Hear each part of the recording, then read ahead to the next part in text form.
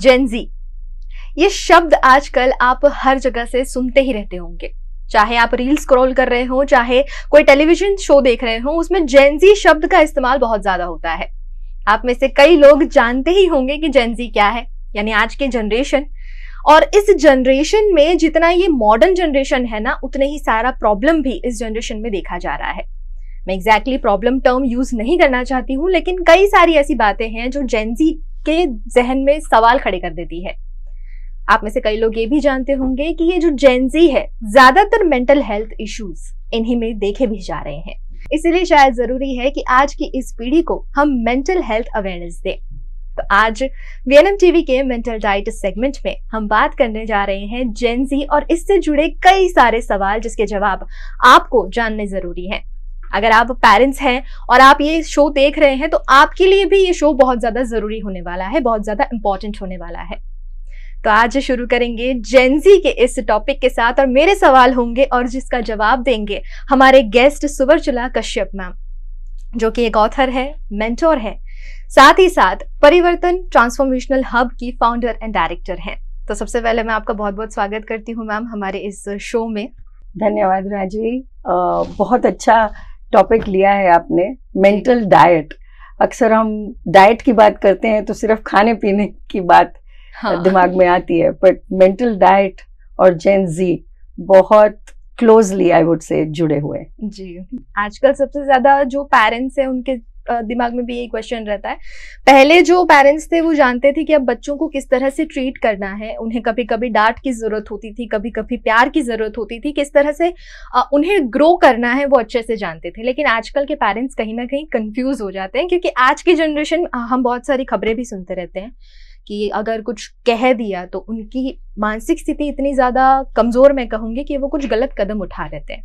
तो इसी से मेरा सबसे पहला सवाल आपसे ये रहेगा कि ये जो जेन जी है, ये बेस्ट जनरेशन है या वर्स्ट जनरेशन है आपकी नजर में, क्या है? तो राजवी, यहाँ मैं दो बातें कहूंगी कि पानी जो है ना वो ऊपर की तरफ से नीचे को बहता है। तो अगर हम जेन जी को किसी भी ढंग से, दोषी वर्ड मैं भी नहीं यूज करना चाहती, लेकिन अगर हम सोचते हैं कि ये जनरेशन ऐसी है और ऐसी क्यों है, तो उसकी वजह सिर्फ ये है कि कुछ हद तक जो पहले की पीढ़ियां हैं वो इस बात के लिए रिस्पॉन्सिबल हैं, जो उन्होंने किया या नहीं किया, दोनों चीजें। उस वजह से आज जेन जी उस एस्पेक्ट को झेल रहा है, आई वुड से। दूसरी बात के वर्स्ट जनरेशन तो नहीं कह सकते इन्हें, क्योंकि हम आगे बात करेंगे कि बहुत सारी खूबियां भी हैं इनमें, लेकिन पहली पीढ़ी की वजह से जो खामियां हैं वो बढ़ती जा रही हैं। सो खूबियों पे अगर हम ज्यादा नजर रखेंगे तो शायद उनकी डाइट सुधारने से बहुत फर्क पड़ेगा। अच्छा, ये बहुत अच्छी बात आपने कही है। और ये बात तो है कि कहीं ना कहीं इसके एस्पेक्ट्स हमें जनरेशन के थ्रू मिलते रहते हैं, और आज की जनरेशन बहुत कंफ्यूजिंग जनरेशन भी है। ऐसा नहीं है कि सिर्फ नेगेटिव एस्पेक्ट्स हैं उनमें कई सारी पॉजिटिव चीज़ें भी हैं। जैसे जैसे ज़माना बढ़ रहा है, उन्हें कई सारी चीज़ें रेडी मिल रही हैं, तो वो उसका लाभ भी बहुत अच्छे से उठा रहे हैं। लेकिन मैं ये कहूँगी कि हमारा देश, जो सबसे ज़्यादा हमारी सभ्यता, हमारे रिश्तों के मायनों के लिए जाना जाता है, कहीं ना कहीं ये जनरेशन जो है एक अटैचमेंट इशू फील कर रही है, अपनी फैमिली से कभी कभी दूरी बना लेती है। जो पहले के ज़माने में होता था कि हम गैदरिंग्स में जाते थे, लोगों से मिलते जुलते थे, फ्रेंड्स बनाते थे, सोशलाइज करते थे, आजकल इसकी ट्रेनिंग होने लगी है कि सोशलाइज करने की स्किल्स आपको डेवलप करनी पड़ती हैं, सीखना पड़ता है। ये पहले से हमें सिखाया जाता था जैसे जैसे हम ग्रो अप होते थे। तो ये रिलेशनशिप इश्यूज, ये अटैचमेंट इश्यूज क्यों हैं इन लोगों को? बहुत अच्छा सवाल है ये भी, लेकिन इसमें भी एक छुपा हुआ, हम कह सकते हैं, एक राज है।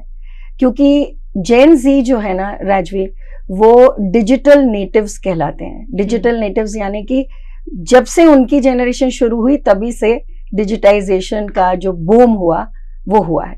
सो उस वजह से भी ये बच्चे जो हैं, या ये जो अब यंग लोग हैं, वो कुछ हद तक कट ऑफ हो गए, क्योंकि वो इस डिजिटल वर्ल्ड में इतना डूब गए हैं कि उन्हें लगता है कि वो ही जिंदगी है।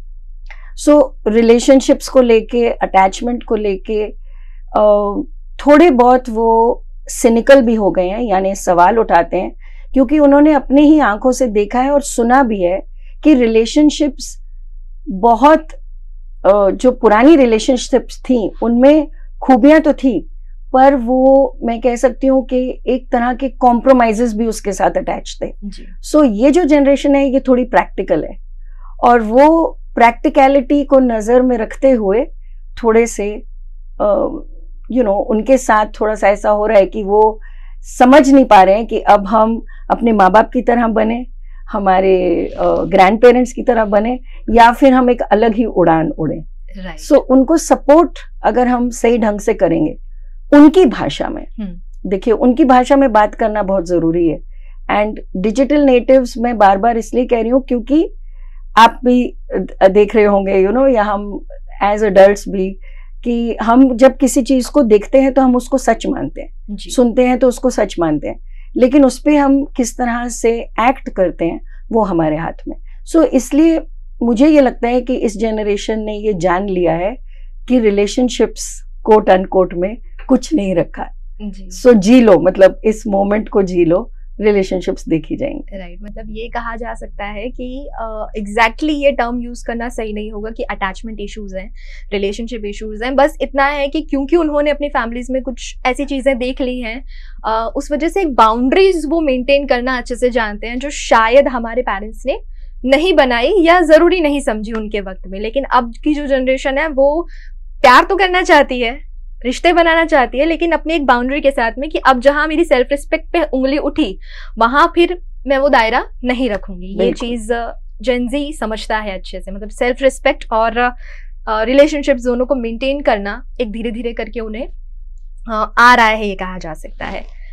इसके अलावा अब ये क्वेश्चन बहुत सारे लोग मेरे साथ में रिलेट करने वाले हैं, खासकर पेरेंट्स रिलेट करने वाले हैं, कि ऐसा कई बार आपने सोशल मीडिया पर भी देखा होगा और कई लोग अपने घर में ये महसूस भी करते होंगे। उन्हें लगता है कि अभी के जो बच्चे हैं वो बहुत ज्यादा लॉस्ट हैं या बहुत ज्यादा लीजी हैं, करना बहुत कुछ चाहते हैं लेकिन लीजी हैं, और कई बार ऐसा होता है कि वो लॉस्ट हो जाते हैं, ठीक से समझ नहीं पाते किसी चीज को, फोकस नहीं कर पाते कहीं।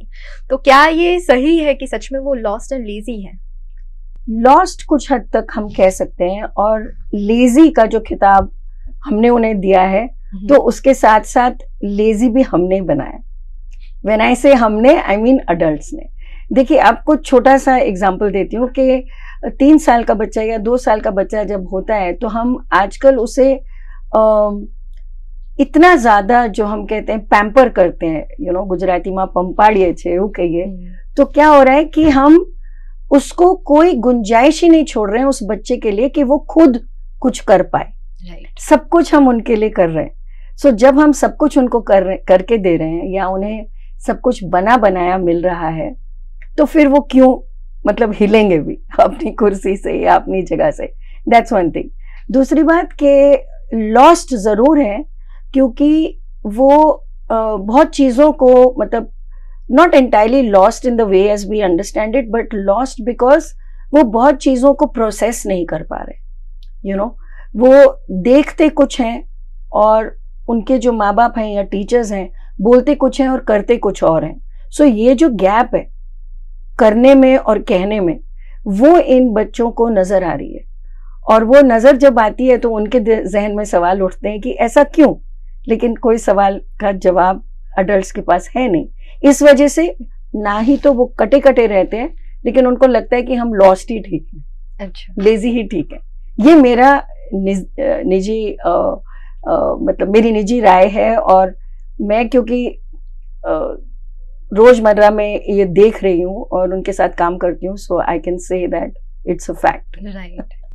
अब इसमें एक और चीज़ ये भी ऐड हम कर सकते हैं कि जैसे हम अगर तुलना करते हैं, जैसे हमारे पेरेंट्स भी काफ़ी बारी तुलना करते हैं कि हमारे ज़माने में तो हम ऐसा नहीं करते थे, हमारे ज़माने में लाइट नहीं होती थी तो भी हम पढ़ लिया करते थे और आपको बहाने ढूंढने पड़ रहे हैं। तो ये कंपैरिजन कहीं ना कहीं आ ही जाता है, राइट। इसके साथ में एक और कंपैरिजन अभी ये भी करना मेरे ख्याल से सही होगा कि सोशल मीडिया अभी काफ़ी ज़्यादा इम्पैक्टफुल है हर किसी की लाइफ में। अब वो चाहे छोटा बच्चा हो, चाहे हम एडल्ट्स ही क्यों ना हो, चाहे कोई भी जनरेशन अभी के टाइम में हो, वो सोशल मीडिया से काफ़ी ज़्यादा अफेक्टेड रहती है। कई सारी चीज़ें हैं जो आए दिन वायरल होती रहती हैं। ऐसा ज्यादा देखा गया है कि जो चीजें ज्यादा वायरल होती है, चाहे वो कोई सेलिब्रिटी हो, चाहे कोई सॉन्ग हो, चाहे कोई एक पर्सपेक्टिव हो, पॉलिटिकल पर्सपेक्टिव भी हो सकता है, कुछ भी हो सकता है, जो ज्यादा वायरल हो रहा है उस पे ज्यादा बिलीव करके वो उस चीज को सच मानने लगते हैं। फॉर एग्जाम्पल कि आजकल की जनरेशन में जो रिलीजियस उनका फेथ है वो काफी ज्यादा देखा जा रहा है। बीच में एक टाइम ऐसा था कि जहां पर जो ज्यादा रिलीजियस होता था उसको बहन जी या इस तरह का टाइटल दे दिया जाता था। बट अभी क्योंकि आप देखेंगे जितनी रील आप स्क्रॉल करेंगे तो वहां पे आपको रिलीजियस चीजें देखने मिलती हैं, भगवान का नाम देखने मिलता है, इरेस्पेक्टिव एनी रिलीजन। तो ऐसा भी देखा गया है कि जो ज्यादा वायरल होता है वो उस पर बिलीव करने लगते हैं। बिल्कुल सही। और देखो एक I can say there is a saying, जो दिखता है वो बिकता है वाली बात है। सो अब इसमें जो बैकग्राउंड में काम कर रहे हैं, जो ये इस तरह की रील्स बना रहे हैं या जो इस तरह के कंटेंट प्रिपेयर कर रहे हैं, वो ज्यादातर जेन ज़ी नहीं है। हाँ, ये बात समझना बहुत जरूरी है। ठीक है। सो पहले क्या होता था, जैसे आपने कहा कि पुराने जमाने में यूं कहा जाता था कि भाई अगर कमियां हैं तो भी आप कुछ ना कुछ करके, संघर्ष करके आप आगे बढ़ सकते हो। ठीक है। तो इन बच्चों को यूं लगता है कि ये कहानियां ही हैं, क्योंकि इन्होंने किसी चीज की कमी नहीं देखी है, किसी भी किस्म की।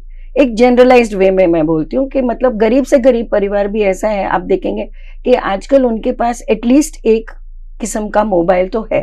कोरोना के बाद भी वो शक्ल सब चीज की बदली।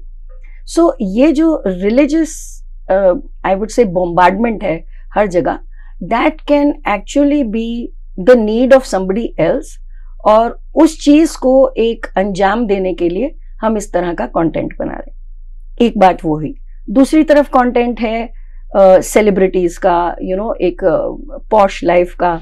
अभी देखने में आया है कि कई किस्म की रील्स बनी है अंबानी परिवार के जो शादी थी। ठीक है। तो हर किस्म के, बट अगर उसका एनालिसिस हम देखते हैं तो सबसे ज्यादा बढ़िया एनालिसिस जेन ज़ी ने किया है, क्योंकि 1 या 2 दिन बाद उन्हें कोई फर्क ही नहीं पड़ा। हम लोग फिर भी सोच रहे थे कि इतना खर्चा, इतना पैसा, बट उन्हें कोई असर नहीं होता। And that is because going back to the same point कि वो जितनी जल्दी अटैच होते हैं किसी चीज से, उतनी जल्दी ये लोग डिटैच हो जाते हैं बनिस्बत पहले वाली जनरेशंस के। सो ये कहीं ना कहीं पॉजिटिव बिहेवियर भी कहा जा सकता है, पॉजिटिव भी कहा जा सकता है। लेकिन जैसे हमने बात की, क्योंकि इस प्रोग्राम का नाम मेंटल डाइट है, राजवी, बहुत जरूरी है कि हम इस तरह की जगह क्रिएट करें, प्लेटफॉर्म्स क्रिएट करें जहां वो अपनी दिल की बात कह सके। वो नहीं हो रहा है, you see. And digital natives होने के कारण वो सिर्फ और सिर्फ अपने गैजेट के संपर्क में है। We can say that on a daily basis. ठीक है। इस तरह की बात करना नहीं चाहूंगी, लेकिन स्कूलों में भी बहुत कम स्कूलों में वो जगह मिल रही है जहां वाकई में उनकी दिल की बात को कोई सुन रहा है। नकार ही देते हैं हम, हाँ। सुनते ही नकार रहे हैं, राइट। सो इस वजह से उन्होंने इस चीज को अपना एक कवच भी बना लिया। जैसे मैंने कहा, कॉम्प्रोमाइज नहीं करना चाहते, सेल्फ रिस्पेक्ट जहां बात आती है रिलेशनशिप में एंटर नहीं करना चाहते। तो in a way they are not risk takers. कई बातों में वो रिस्क नहीं लेना चाहते, मतलब चिल्ड आउट जनरेशन है। सो इस वजह से ये सारी चीजें इकट्ठी हो के जो हम देख रहे हैं कि बहुत नेगेटिव उसका असर पड़ रहा है। बिल्कुल। मैं एक्चुअली यही पूछना आपसे चाह रही थी कि आजकल की जनरेशन में ज्यादातर मेंटल हेल्थ इश्यूज देखे जा रहे हैं, क्योंकि ये टर्म्स शायद आपने अपने टाइम में इतना ना सुना हो कि मानसिक स्वास्थ्य इंपॉर्टेंट है, ये वो आपको जो नॉर्मलाइज लगा होगा आपके टाइम में, आज उन्हीं सारे मैं ये कहूँ मेंटल हेल्थ इश्यूज के आपने नाम सुन लिए होंगे कि ये सिंड्रोम है, ये डिप्रेशन है। आपके टाइम में वो एकदम नॉर्मल था। बिल्कुल बिल्कुल। बट अब ये सारे टर्म्स बहुत ज्यादा सामने आने लगे हैं। बहुत सही। तो ये मेंटल हेल्थ इश्यूज कितने सारे, मतलब कोई डिप्रेशन में है, कोई एंजाइटी में है, किसी को स्टेज फियर है, कोई किसी से बात नहीं करना चाहता, इंट्रोवर्ट, एक्सट्रोवर्ट, ऐसे अलग अलग टर्म्स जो है बन गए हैं। तो ये सारा मेंटल हेल्थ का जो इशू है ये ज्यादातर इस जनरेशन में क्यों है? एक वजह तो आपने दे दी है, इसके अलावा भी अगर कुछ पॉइंट्स हो तो। सो सी, मेन चीज ये है, जैसे मैंने कहा, पानी ऊपर की तरफ से नीचे बहता है। तो चाहे वो स्पीड में बहे जो आजकल हम देख रहे हैं, या फिर वो बूंद बूंद करके टपकता है। तो इन सब चीजों के कुछ हद तक हम रिस्पॉन्सिबल हैं, राइट। अब मेंटल हेल्थ जो आपने कहा, पिछली जनरेशन्स में क्या था कि वो संघर्ष, एक हम उसको प्राइड से लेते थे इस शब्द को। दूर की बात छोड़िए, हम ट्यूशन करना गलत, ट्यूशन लेना गलत माना जाता था कि खुद करो, जो करना है वो खुद करो, खुद पढ़ाई करके आप आगे बढ़ो, राइट। बट अब क्या हो रहा है कि मेंटल हेल्थ इश्यूज इसलिए हो रहे हैं क्योंकि जितनी हमने बातें कही उन्हें कोई सुनवाई नहीं है, उन्हें कहीं अपना दिल खोल के बात करने का मौका नहीं है। और इंटरजेनरेशनल ट्रॉमा एक टर्म आती है साइकोलॉजी में कि जब पीढ़ियों और पीढ़ियों से कोई चीज खराब या अच्छी चली आ रही है, उसको आगे सस्टेन हम कैसे करें। अब वो सारा जो विरासत में मिला है इनको, वो अच्छा भी है बुरा भी है, लेकिन बुरे को हैंडल करने की तरकीब नहीं बताई गई है। आप समझ रहे? तो छोटी सी चीज जैसे कि मतलब अगर आपको कोई चीज नहीं मिल रही, मटेरियलिस्टिक चीज आप नहीं ले पा रहे हो, तो परवरिश इस तरह से पहले होती थी कि कोई बात नहीं, दूसरे की थाली में झांक के मत जियो। लेकिन अब उसके मायने ही नहीं, क्योंकि जब तक आप प्रोग्रेस को, सक्सेस को नहीं कायम, मतलब you know you will not achieve it, तब तक आप सक्सेसफुल माने ही नहीं जाते। सो क्या, so the thing is that is why this generation is suffering the most, because उन्होंने अपनी माओ को देखा है, ग्रैंड पेरेंट्स को देखा है किस तरह से शायद वो दब के रहते थे, और इन्होंने समवेयर ये डिसाइड कर लिया कि हम ऐसी जिंदगी नहीं जीना चाहते। सो उस वजह से उसकी फ्लिप साइड भी है और उसकी वजह से ये तकलीफें बढ़ रही हैं। इसलिए मेंटल डाइट में हमें किसी ढंग से इन चीजों को बाहर लाना है, जैसे कि आप इस प्रोग्राम के जरिए ला रहे हैं, और उन्हें बताना है, ये समझाना है कि आप बात करो, टॉक, यू नो, अचानक कोई ऐसी डिसीजन मत लो जो बहुत ही मतलब गलत डायरेक्शन में आपको ले जाती है। और इसके साथ बहुत चीजें जुड़ी हुई हैं राजवी, जो पहले की जनरेशन 10 बार सोचती थी करने से पहले, आज इन्हें कोई संकोच नहीं है, you know. So like I said, वो रिस्क जो पॉजिटिव के लिए लेना चाहते थे, वो रिस्क अब वे नेगेटिव के लिए ले रहे हैं, क्योंकि उन्हें लगता है इसमें क्या रखा है, इन्होंने क्या कमा लिया। That is the main issue, right. अब इन्हीं के साथ साथ में कई ऐसे बच्चे भी हम आजकल देखते हैं जो इतना कमाल कर रहे हैं जो हम इमेजिन भी नहीं कर सकते कि इस एज में बच्चे इतना कुछ अचीव कर रहे हैं। कोई स्पोर्ट्स में बहुत आगे बढ़ रहा है, अलग अलग अचीवमेंट्स वो कर रहे हैं। तो उसका क्या रीज़न हम कह सकते हैं कि वो क्यों इन बच्चों से अलग हैं जो एक उसी सेम सिनेरियो को नेगेटिवली ले रहे हैं और उसी सेम सिनेरियो को पॉजिटिवली ले रहे हैं। तो इसमें क्या दायरा देखने मिलता है, क्या फ़र्क देखने मिलता है? यहाँ पे मैं मतलब फिर ये कहना गलत होगा, मतलब कि सब बच्चों की परवरिश ठीक नहीं हो रही, ये कहना गलत होगा। लेकिन जैसे आपने शुरुआत में कहा कि कुछ पेरेंट्स या कुछ माँ बाप खुद कंफ्यूज्ड है, यू नो, एंड बाउंड्रीज कि कहाँ तक और क्यों। ये जो दो चीजें हैं, अगर इसकी बात हम समझा सकें जेन जी को, तो आपको मिलेगा वो ग्रुप जो अचीवर्स का है। और अचीवर्स का मतलब मेरा ये नहीं है कि मार्क्स ला रहे हैं, कुछ कर रहे हैं, मतलब अपने मन की करके कुछ ना कुछ किसी मुकाम तक पहुंच रहे हैं। और बाकी होंगे जो लॉस्ट हैं, क्योंकि वो प्रोसेस नहीं कर पा रहे हैं, उन्हें वो मौका नहीं मिला। सो यहाँ पर ये परवरिश का एक बहुत बड़ा मुद्दा है, क्योंकि यंग पेरेंट्स ऑब्वियसली यंग थे जब उन्होंने जेन जी को यू नो इस दुनिया में वो लाए। सो दे फील कि फ्रेंड्स होने से या यू नो बच्चों को ना नहीं कहना है किसी भी चीज के लिए, या जो उन्हें नहीं मिला वो एकदम उन्हें कुछ भी करके देना है। सो उस वजह से ये बच्चे इनडायरेक्टली, अगेन बिगड़ना कहना गलत होगा, but they are a little confuse themselves. So you see, it's what you pass on, आप क्या पास ऑन करना चाहते हो अपने बच्चों को, उसमें भी फर्क पड़ता है। सो मेंटल डाइट में मैं तो यूं कहूंगी कि सिर्फ बच्चे ही नहीं, ये माँ बाप भी इंक्लूड राइट किए जाने चाहिए, क्योंकि कोई भी जानबूझ के अपनी बच्चे को यू नो तकलीफ में नहीं रखता है, but lack of that knowledge कि भाई इसका अंजाम क्या होगा, इसकी वजह से क्या होगा, उस वजह से शायद ये हो रहा है। राइट काफी ज्यादा ऐसा हो भी रहा है कि अर्ली मैरिजेस लोग कर लेते हैं, तो वहां पे शायद वो प्रॉपर जो आपने कहा कि सीखना बहुत जरूरी है कि हमें उस चाइल्ड को कैसे ग्रो करना है, तो मे बी उन्हें वो नॉलेज नहीं है इसीलिए, और जेनजी ऐसा जनरेशन है जो ऑब्जर्व कर करके सीख रहा है, राइट। तो यहाँ पर मैं ये चाहूंगी कि आप कुछ लाइफस्टाइल टिप्स दे दें, ना सिर्फ बच्चों को, बच्चे तो अभी वैसे काफी छोटे हैं चीजें समझने के लिए, बट जो भी समझ सके उनके लिए, और साथ साथ खासकर पेरेंट्स के लिए जिनके लिए ये लाइफस्टाइल बहुत जरूरी है, खुद के लिए भी अपनाना और अपने चाइल्ड के लिए भी अपनाना। तो क्या लाइफस्टाइल टिप्स देंगी आप? लाइफस्टाइल टिप्स में मैं यूं कहूंगी, देखिए थोड़ा सा यहाँ एक मैं अलग बात करना चाहती हूँ कि बच्चे बहुत समझदार हैं, ये जेन जी के बच्चे, हम सोच भी नहीं सकते उतने एनालिटिकल और प्रैग्मेटिक हैं, प्रैक्टिकल हैं, ठीक है। लेकिन क्योंकि उनका दिमाग इस तेज रफ्तार से दौड़ रहा है और जो दुनिया है वो कहीं और फंस के रह गई है, सो वो गैप बढ़ता जा रहा है। सो लाइफस्टाइल टिप्स में सिंपल सी बात अगर मैं कहूँ कि उन्हें सारी इंफॉर्मेशन गैजेट से मिलती है, ठीक है। अब एक मुद्दा लेते हैं सिर्फ स्कूल का। स्कूल में अगर आप वही पिछड़े ढंग से उनको पढ़ाने वाले हैं तो क्या वो आपकी बात सुनेंगे? नहीं, ठीक है।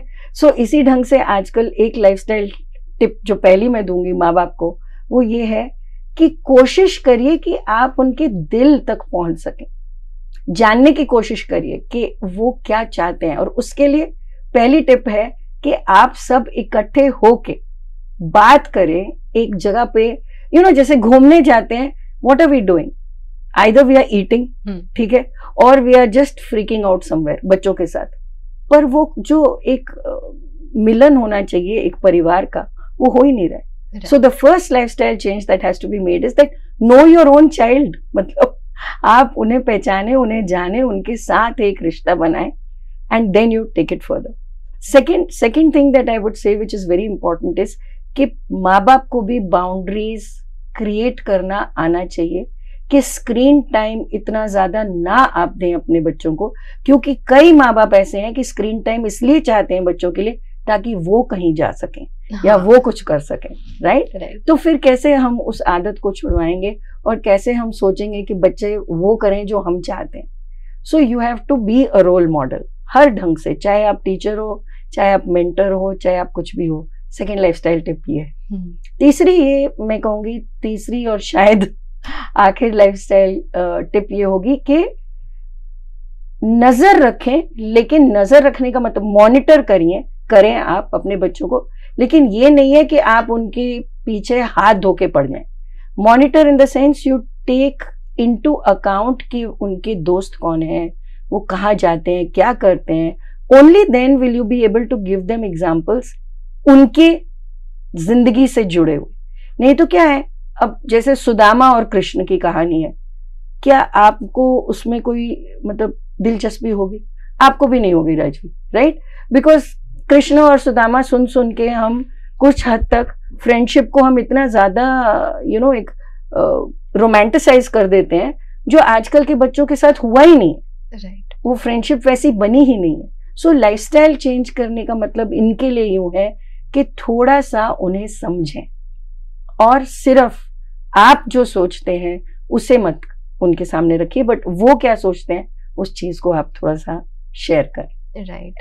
उनकी जिंदगी से कनेक्ट होना बहुत जरूरी है। जैसा आपने कहा कि दोस्त, उनका सर्कल, वो स्कूल में क्या कर रहे हैं, अपनी लाइफ में इन जनरल क्या कर रहे हैं, क्या पसंद करते हैं, ये सारी चीजें जब आप ध्यान देंगे तो उन्हें भी एक वो लगेगा कि there is someone who love me. क्योंकि जैसे मैंने कहा कि लॉस्ट के साथ साथ में एक टर्म और यूज होता है कि काफी अकेला भी महसूस करते हैं। और सिर्फ ये नेगेटिव चीजें नहीं है, जैसे अभी बात में कई सारी चीजें ऐसी निकली हैं कि कई सारे पॉजिटिव एस्पेक्ट्स हैं इस जेन ज़ी के, और इसे हमें और भी ज्यादा सराहना चाहिए। अगर हम इसे सही तरह से उन बच्चों को ट्रीट करेंगे तो वो बहुत अच्छा कर सकते हैं अपनी लाइफ में।